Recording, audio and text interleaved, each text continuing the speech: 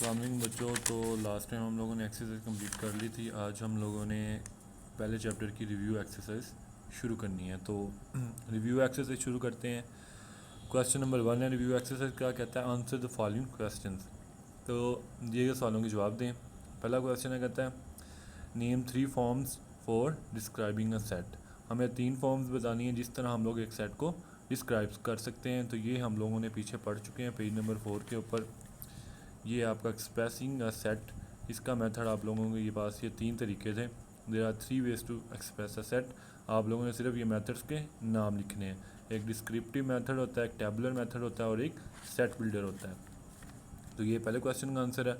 Second question है, कहता है define the descriptive form of a set. तो सेट की डिस्क्रिप्टिव फॉर्म बयान करें। ये भी इसी के नीचे है। ये आपको डिस्क्रिप्टिव फॉर्म नज़र आ रही होगी इसी के नीचे। ये भी आप लोगों ने डिस्क्रिप्टिव फॉर्म करनी है और यहाँ काफ़ी सारी एग्जांपल्स लिखी हुई हैं। आप लोगों ने इनमें से कोई एक एग्जांपल भी कर लेनी है। तो इस तरह ही आपके पहले 2 क्वेश्चंस हो जाएंगे। उसके बाद है क्वेश्चन नंबर 3 में, कहता है what does that symbol mean. इस सिंबल का क्या मतलब है। तो ये हम लोगों ने पीछे पढ़ा था। इसका मतलब है सच दैट। ये सिंबल सच दैट के लिए यूज़ होता है। तो ये सच दैट इसका आंसर होगा। क्वेश्चन नंबर 4, कहता है right the name of set consisting of all the elements of given sets under consideration. कहता है ऐसा सेट कौन सा होता है जो जितने भी सेट अंडर कंसिडरेशन होते हैं वो सब उसके एलिमेंट्स होते हैं। तो ये यूनिवर्सल सेट की डेफिनेशन है। तो इसका आंसर आएगा यूनिवर्सल सेट। उसके बाद क्वेश्चन नंबर 5 इसी का 5वां पार्ट, कहता है what is meant by disjoint set. Disjoint set का क्या मतलब है। पेज नंबर 9 के ऊपर इसकी डेफिनेशन लिखी हुई है।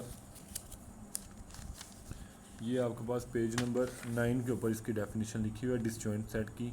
यहाँ से लेके आप यहाँ तक कर सकते हैं या यहाँ से लेके एंड तक कर सकते हैं। पहले वाली कर लें, यहाँ से लेके यहाँ तक शुरू से, और एक इसकी एग्जांपल दे दें, ये जो लिखा हुआ है फॉर एग्जांपल। तो ये डिसजॉइंट सेट की डेफिनेशन होगी हमारे पास। ये क्योंकि पहले मैं कर चुके हैं हम लोग सब, तो इसलिए दोबारा निशान लगवा रहा हूँ क्योंकि क्वेश्चन है दोबारा ये। उसके बाद हमारे पास है क्वेश्चन नंबर 2, कहता है फिल इन द ब्लैंक्स। खाली जगह पुर करनी है। कहता है द सिंबल मीन्स। इस सिंबल का क्या मतलब है। तो ये सिंबल यूज़ होता है एंड के लिए। तो आप लोगों ने लिखना है एंड। उसके बाद कहता है the set consisting of only common elements of 2 sets is called the dash of the 2 sets. तो ये इंटरसेक्शन की डेफिनेशन है कि दो जो कॉमन एलिमेंट्स पर मुश्तमिल होता है सेट्स के। तो यहाँ आएगा इंटरसेक्शन।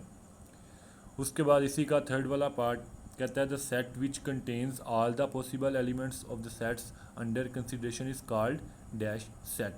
तो ये यूनिवर्सल सेट होता है हमारे पास। ये ऊपर भी हम लोगों ने इसकी डेफिनेशन बताई है, नीचे भी वही क्वेश्चन। तो ये यूनिवर्सल सेट होता है।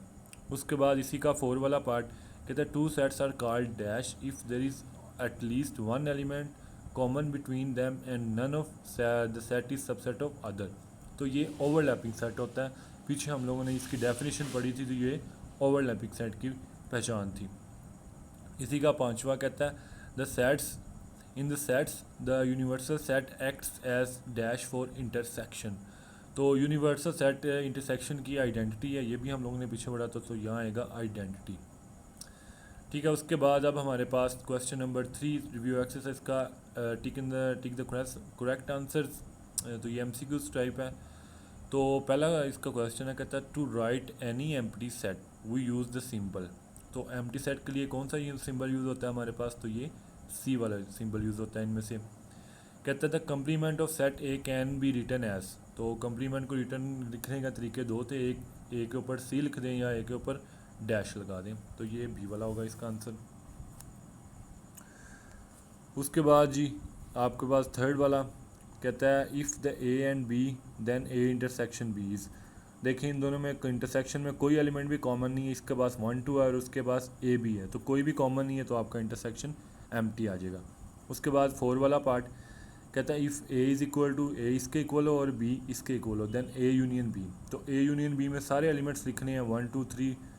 2 इसके पास नहीं है तो 2 इधर शामिल हो जाएगा। तो इंटरसेक्शन यूनियन में, सॉरी इसका यूनियन लेना, तो यूनियन के अंदर पूरे एलिमेंट्स आ जाएंगे। तो ये 1 2 3 ही आंसर आ जाएगा। पहले वाला आंसर आएगा 1 2 3।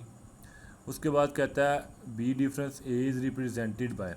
बी डिफरेंस ए कैसे रिप्रेजेंट किया जाता है ये पढ़ा था हम लोगों ने। या माइनस दरमियान में लिखते हैं या वो लाइन लगा देते हैं। तो बी डिफरेंस ए है तो ये बी डिफरेंस ए लिखा हुआ है, तो ये आपका सी वाला आ जाएगा। छठा इसका एमसीक्यू है, कहता है ए का complement union A is equal to, तो ये ए का कम्प्लीमेंट और ए का यूनियन है तो ये दोबारा यूनिवर्सल सेट बनता है। ये पीछे हम लोगों ने क्वेश्चन भी किया हुआ इसका।